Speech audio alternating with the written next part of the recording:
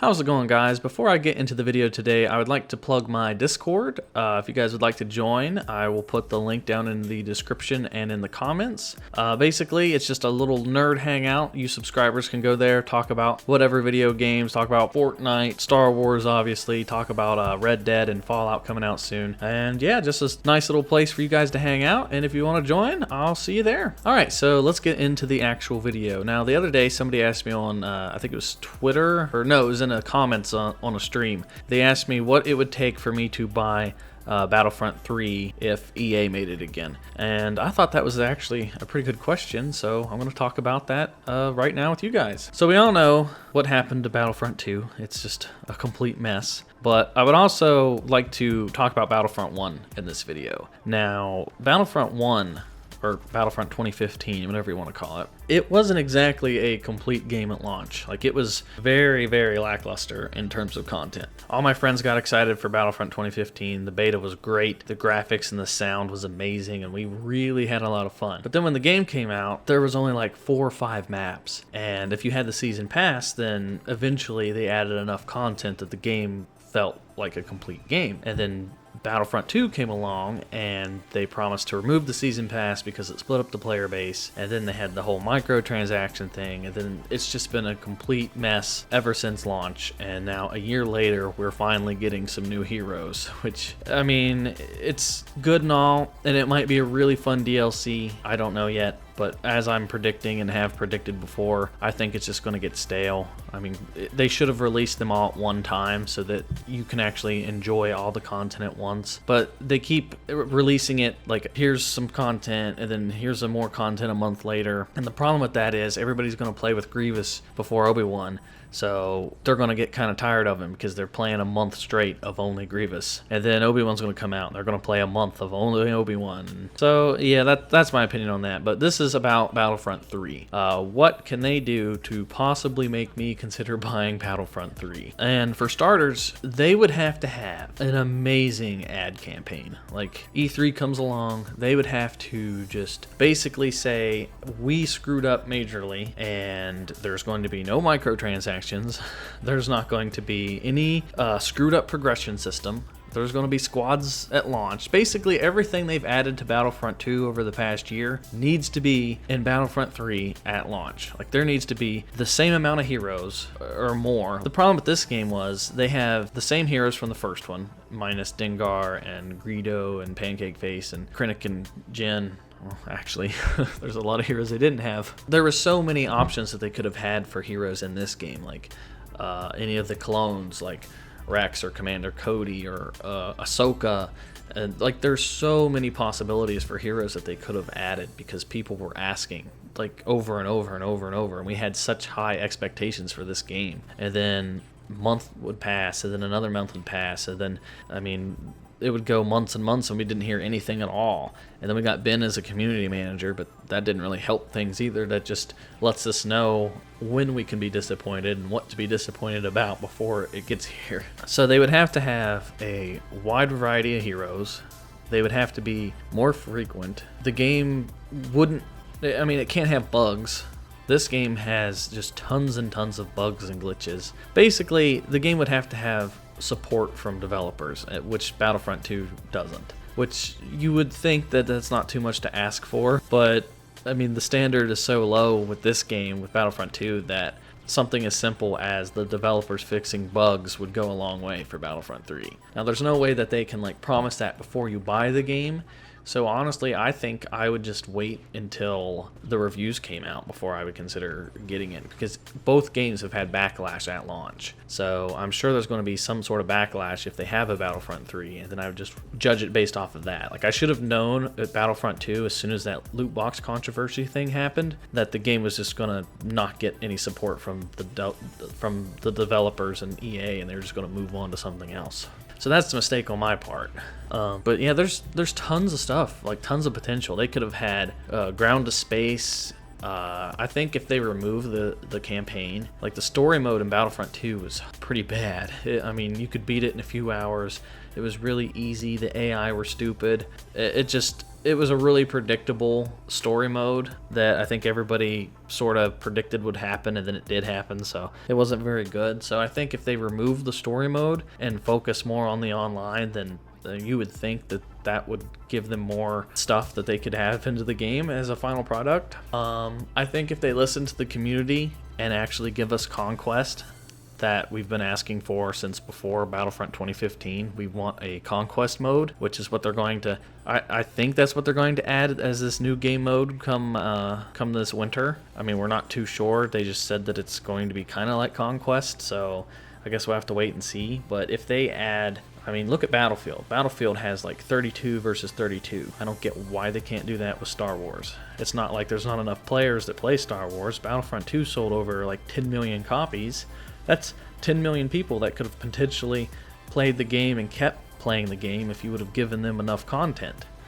I mean, the numbers are pretty low now. They're only in the thousands that continually play this, and I'm sure the numbers are going to come back up when like Grievous and Obi-Wan come out, but it's nothing compared to what it could have been. So yeah, give us more vehicles, give us more frequent updates. I like the combat system in this game. It definitely needs some tweaks because some stuff's like completely broken, like the ion turret it's been a mess since launch. The heroes bugs like Boba Fett's jetpack definitely need fixed, but I like the different classes. I think that's a good idea.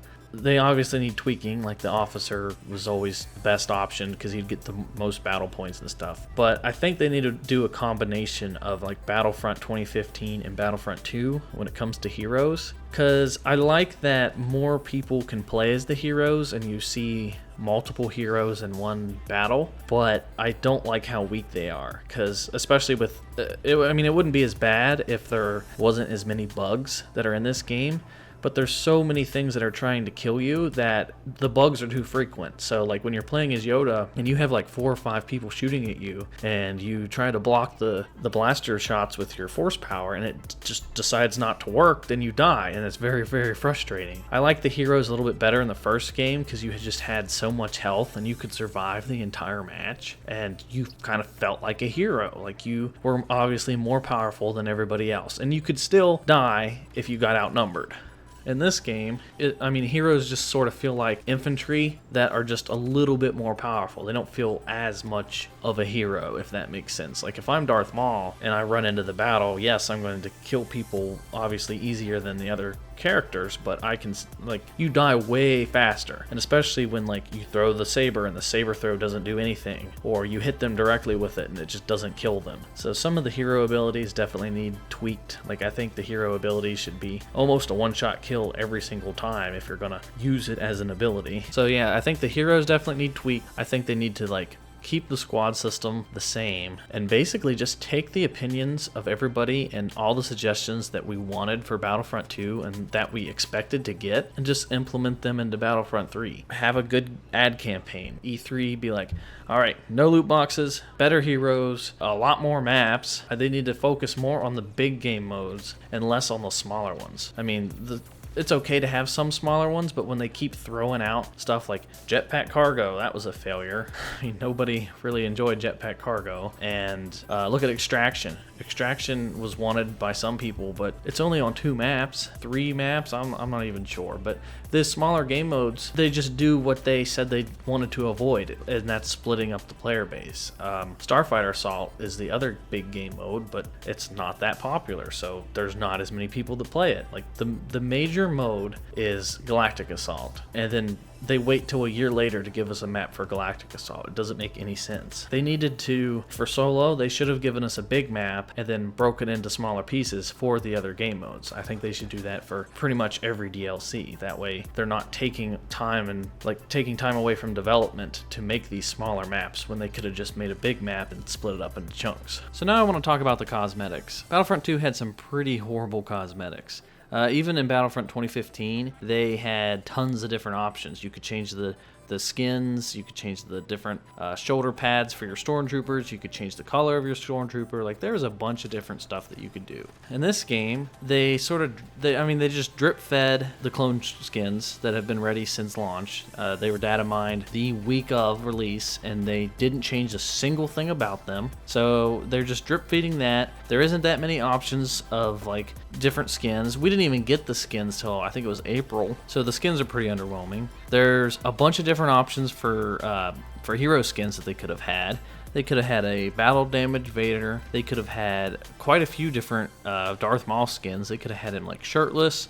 They could have given him robot legs. They could have went with like the Crimson Dawn look that was leaked. And then they could have went like a battle damaged Boba Fett. Like, none of these cool characters got any love, and then they just give like 4 skins to Kylo. They gave 6 skins to Han Solo. It just, I don't know. So hopefully in the new game they actually give cosmetics compared to Battlefront 2. Like, they're pretty underwhelming. And then I want to talk about the credit system. Battlefront 3, hopefully they get the credit system right. I'm sure they've learned their lesson with the loot boxes, but they need to have a credit system that's completely like new. It's kind of, they're carrying it over to Battlefield 5, which isn't good. They're making the currency the same for everything. Like, you have to do your upgrades with the currency. You have to buy cosmetics with the currency. Like, everything revolves around the currency, and it shouldn't be that way. Like, they need to make the cosmetics their own thing, and they need to make like upgrades their own thing. They shouldn't go hand in hand. But that basically does it for everything I wanted to cover. I mean, to sum it up, just give us, like for Battlefront 3, just give us everything we wanted Battlefront 2 to be and make that Battlefront 3. And then I think that'll be a good game, which is pretty sad because they've gotten tons of feedback over the past year about everything that we're excited for, everything that the community wants, and they just completely ignore it and drip feed it for a year's worth of content. It's pretty pathetic. But yeah, honestly, I'm not very likely to get a Battlefront 3 if it's made by EA again. I don't know. Guess we're gonna wait and see. But that's going to do it for this video. As always, thank you guys for watching. If you enjoyed the video, give it a thumbs up. Be sure to check out another video. Remember to check out the Discord. The link is down in the description. And that's gonna do it for me. And I will talk to you guys next time.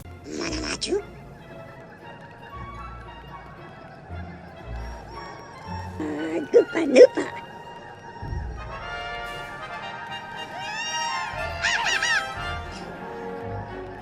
Yep, yep.